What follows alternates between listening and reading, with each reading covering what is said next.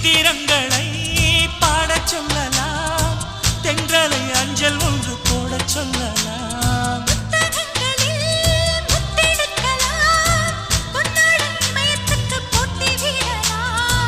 பூமிக்கு பொட்டு வைத்து பார்க்கலாம் பார்க்கலாம், பூவுக்கும் ஆடை தைத்து போடலாமா?